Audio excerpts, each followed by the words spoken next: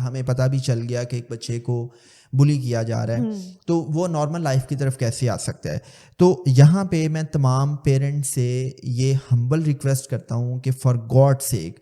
جب بھی آپ کا بچہ آپ کو اسکول کے حوالے سے کوئی بھی بات رپورٹ کرتا ہے تو آپ اس کی بات کو سنجیدگی سے سنیں. مسئلہ یہ ہے کہ بچہ بھی بات کر رہا ہوتا ہے تو ہم بچے کو ٹوک دیتے ہیں. جب آپ ایک بچے کو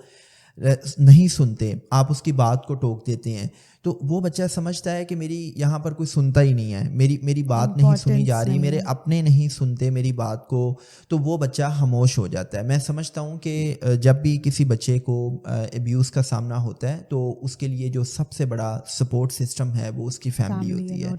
اور جب آپ کا بچہ اسکول کے حوالے سے کسی بھی بات کو ڈسکس کر رہا ہے, وہ اگر آپ سے یہ بھی شیئر کرتا ہے کہ آپ کو کوئی بچہ تنگ کرتا ہے, تو بجائے اس کے کہ آپ اس کی کلاس روم کے حوالے سے, اس کے کلاس فیلوز, اس کے ٹیچر کے حوالے سے کوئی غیر ذمہ دارانہ اسٹیٹمنٹ پاس کریں, آپ پوری توجہ سے اس کی بات کو سنیں, اس کی بات کو ویلیڈیٹ کریں. چونکہ کبھی کبھی ایسا ہوتا ہے کہ آپ کسی کی بات کو سن لیتے ہیں تو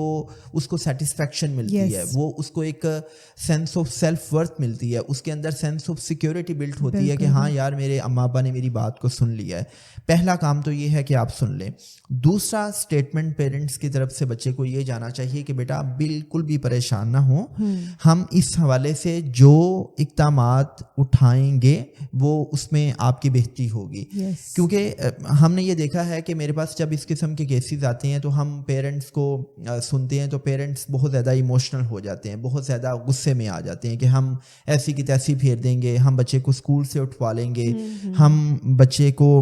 ہم اس کی ٹیچر سے بات کریں گے. تو جب آپ اپنے بچے کے سامنے پینک ہو رہے ہیں تو اٹ مینس کہ آپ اپنے بچے کو مزید ولنریبل بنا رہے ہیں, آپ اس کو مزید کمزور کر رہے ہیں, آپ اس کو بتا رہے ہیں کہ جی آپ خود بھی جذباتی طور پہ کمزور ہیں, اور آپ نے بچے کو بھی ایک میسج دے دیا کہ جی اس بات پہ آپ نے کوئی ٹینجیبل اسٹیپ نہیں اٹھایا بلکہ آپ غصے میں آ گئے. تیسری چیز یہ ہے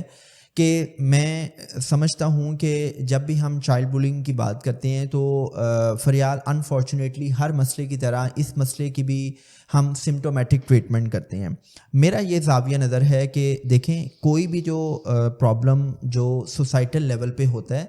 تو آپ اس کی سمٹومیٹک ٹریٹمنٹ کے بجائے آپ اس کے روٹ کازز کو ڈسکس کریں, آپ اس کے روٹ کازز کو فائنڈ آؤٹ کریں کہ بھائی آخر یہ اسکولس کے اندر بلنگ کیوں ہو رہی ہے. جیسے کہ